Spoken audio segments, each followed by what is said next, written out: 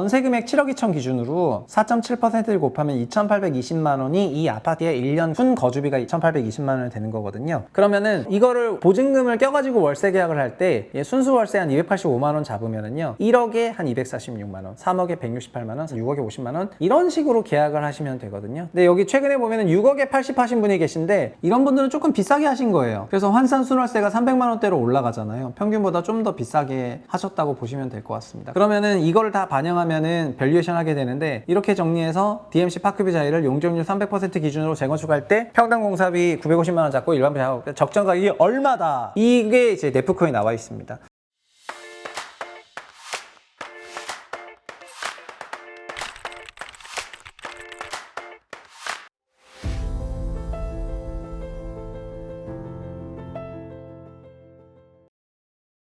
안녕하세요, 최부심입니다. 한 주간의 중요한 부동산 뉴스를 네이버 프리미엄 컨텐츠에 올리고 있는데요. 그래서 있는 내용 중에서 중요한 내용들만 좀 추려서 좀 설명하겠습니다. 네프콘 관련해서는 이제 댓글 보시면 되고요. 네프콘 구독, 가입, 좋아요 눌러주시면 감사하겠습니다.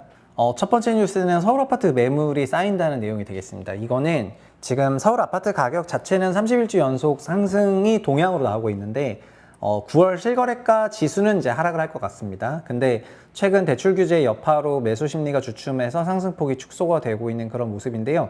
특징은 뭐냐면은 그런데 지금 매수자와 매도자 간의 희망 거래 가격 차이가 너무 커지다 보니까 매물대가 확실히 그냥 폭발적으로 쌓이고 있는 것 같습니다. 지금 아실에서 데이터를 보면은 서울에서는 약 8만 7천 건 정도 올라 있는 거거든요.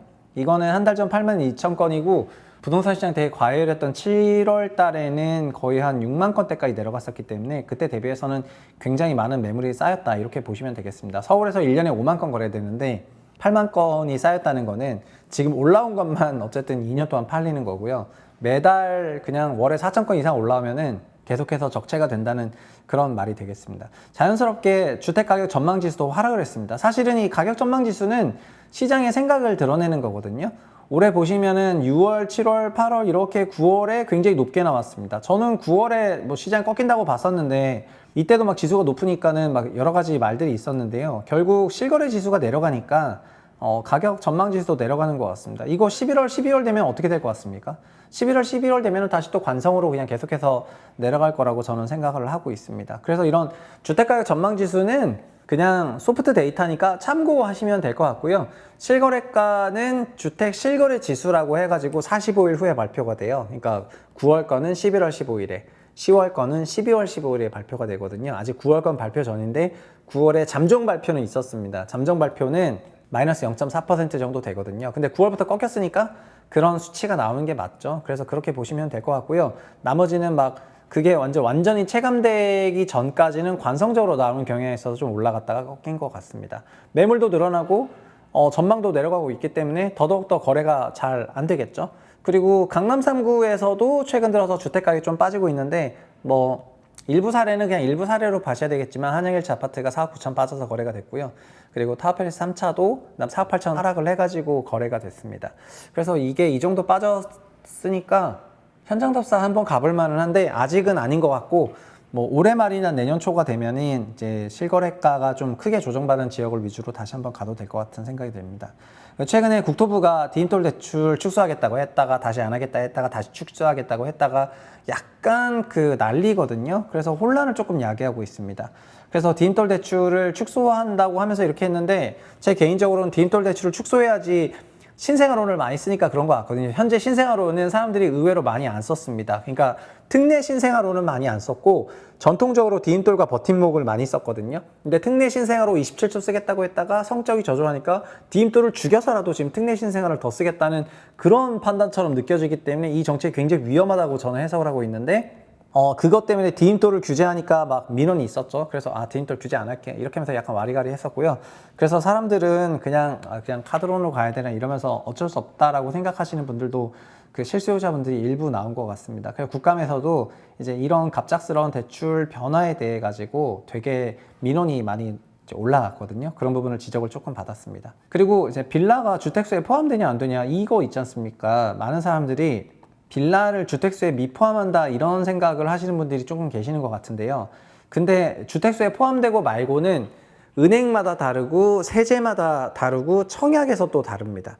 그러니까 빌라가 포함이 되고 안 되고에 대한 기준이 다 다르기 때문에 그냥 무조건 포함이 안 되겠지라고 생각했다가 낭패를 입는 경우가 있기 때문에 잘 살펴보고 대응하셔야 된다, 이런 말씀을 드리겠습니다.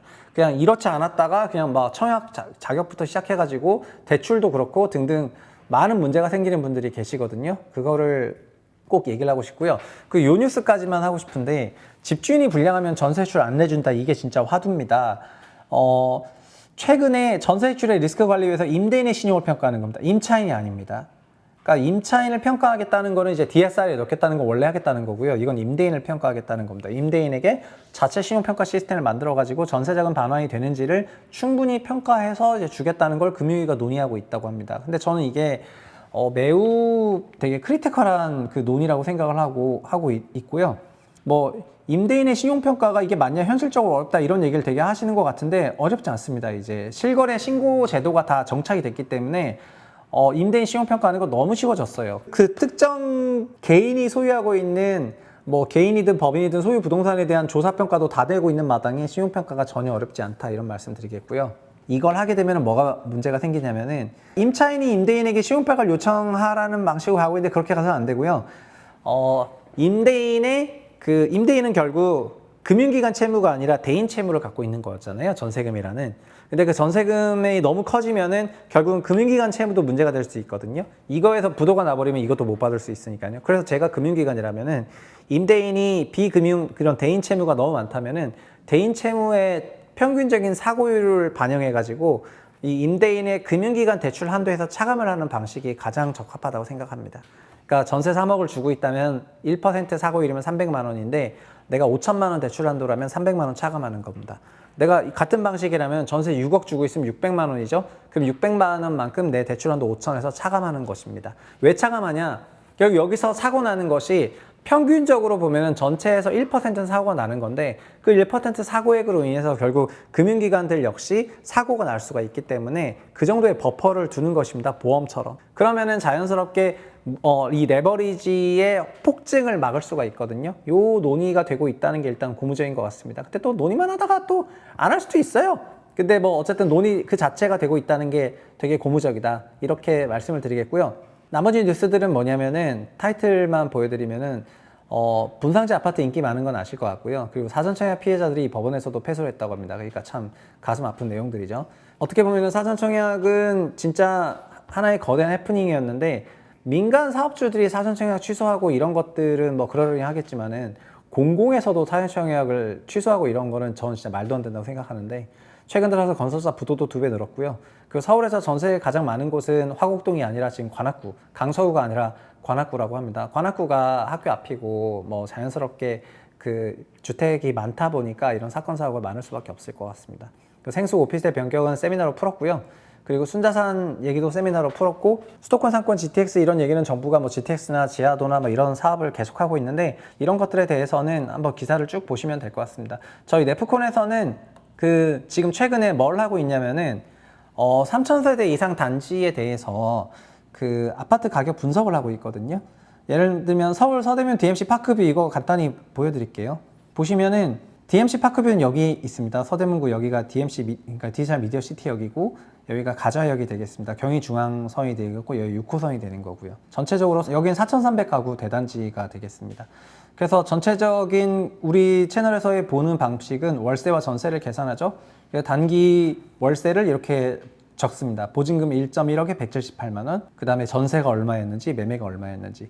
보시면은 보증금 5천에 189만 원, 5억에 85만 원 이렇게 되어 있는데, 이런 전세와 월세가 전환되는 비율을 전환율이라고 하고 현재는 4.74%가 나오더라고요. 근데 서대문구 평균이 4.7%니까 서대문구 평균과 이 단지 평균이 거의 유사하다고 보시면 될 것 같습니다. 그러면은 전세 금액 7억 2천 기준으로 4.7%를 곱하면 2,820만 원이 이 아파트의 1년 순 거주비가 연간 2,820만 원이 되는 거거든요. 2,820만 원이 입지 가치, 상품 가치의 사용료 개념이기 때문에 사실 입지 분석을 크게 하실 필요 없이 이 금액이 높은 데가 더 사용료가 비싼 지역이고요. 통상적으로 사용료가 비싸면 사용료가 비싼 이유가 있습니다. 그게 입지든 상품이든. 그래서 결국은 시세가 많은 것을 설명을 해줍니다. 여기는 2,800만 원 정도 나오는 지역이다, 이런 얘기입니다. 그러면은 이거를 보증금을 껴가지고 월세 계약을 할 때 순수 월세 한 285만 원 잡으면은요, 보증금 없이는 순수 월세 285만 원인데 1억에 한 246만 원, 2억에 207만 원, 3억에 168만 원, 4억에 129만 원, 5억에 90만 원, 6억에 50만 원 이런 식으로 계약을 하시면 되거든요. 7억에 이제 보증금 없이 빵원, 그러면 순전세 되는 거죠. 이렇게 계약하시면 되기 때문에 이런 거를 조금 생각해서 참고하시면 될 것 같습니다. 근데 여기 최근에 보면은 6억에 80 하신 분이 계신데 6.3억에 60 하셨고요. 이런 분들은 조금 비싸게 하신 거예요. 그래서 환산 순월세가 300만 원대로 올라가잖아요. 평균보다 좀 더 비싸게 하셨다고 보시면 될 것 같습니다. 그래서 이런 분들이 4.5에 140도 비싸게 하신 겁니다. 4억에 140을 하시거나 4.5에 130을 하시거나 뭐 이렇게 하셨어야 되는데 좀 비싸게 하신 것 같고, 그리고 두 번째는 멀티플인데요. 제가 단지마다 멀티플을 계속해서 만들어서 조금 보여드리고 있는데 요 단지를 보시면은 15년에 준공됐고 15년 준공을 할 때 이게 매매 가격, 이 노란 선이 멀티플입니다. 결국 전세이 몇 배 거래가 됐는지를 보여주는 건데 2020년, 21년 시점에는 전세 2.3배 거래가 됐었습니다. 지금은 1.8배 거래가 돼요. 그래서 전세금 이렇게 나와 있고 이게 몇 배 멀티플이 얼마나 유지되는지고요. 그리고 이거는 전세 가격이랑 갭 가격을 같이 보셔도 되겠습니다. 결국 단지 가격을 전세 곱하기 멀티플이라고 보면은 이 단지는 최저는 1.2배였고요. 최고는 2.3배고 현재 1.8배가 되겠습니다. 그러니까 과거 10년을 봤을 때 지금 받고 있는 게 약 그냥 평균적인 수준의 밸류에이션을 받고 있다, 이렇게 보시면 될 것 같고요. 그리고 손익비를 계산할 때도, 손익비라는 게 뭐냐면 손실과 이익의 그 비율인데 현 기준 최대 상승폭은 현재 1.8배에서 2.3배까지 0.5배 더 올라갈 수가 있고 최대 하락폭은 0.6배 내려올 수 있는데 뭐 확률 반반이라 치면 손익비가 거의 2분 하거든요. 요즘 2분이란 말이 유행을 타고 있어가지고 이 경우 상승과 하락폭이 동등하니까 상승 확률, 하락 확률도 굉장히 안정적인 상태라고 할 수가 있겠습니다. 그 갭 가격에 대해서도, 갭 가격이라는 게 결국 미래 주택의 현금 흐름인데 갭 가격과 이런 거를 표시했고요. 그러면은 이거를 다 반영하면은 밸류에이션 하게 되는데, 이렇게 정리해서 DMC 파크비 자리를 용적률 300% 기준으로 재건축할 때 평당 공사비 950만 원 잡고 일반 작업 때 적정 가격이 얼마다, 이게 이제 네프코에 나와 있습니다. 그래서 이것만 나와 있는 게 아니라 450%를 했을 때 얼마다, 또 450%의 최저 기부 체납일 때 얼마다, 최고 기부 체납일 때 얼마다, 이렇게 나와 있거든요. 여기서 이제 페이월이 걸리니까 한번 보시면 좋을 것 같습니다. 사실 여기뿐만 아니라 관악구에 있는 관악 드림타운도 같은 방식으로 했었거든요. 제가 매수매도 하려는 게 아니라 이게 주택 가격이 어느 정도고 어느 정도 밸류 받고 앞으로 어떻게 될지를 보는 데 있어 가지고 그 툴이 있다는 게 굉장히 좋습니다. 그래서 실제 있으면은 잘 활용해서 쓸 수가 있거든요. 거의 같은 방식으로 했고 이론부터 다시 설명하고 있고 영상도 다 있기 때문에 주간 뉴스 보러 네프콘 오는 건 좀 아까운 것 같고요. 이런 3000세대 이상 단지들에 대해서 앞으로 계속해서 밸류에이션 할 거기 때문에 요거 보시러 네프콘 구독하시면 괜찮지 않을까, 이렇게 말씀드리겠습니다. 할게요. 감사합니다.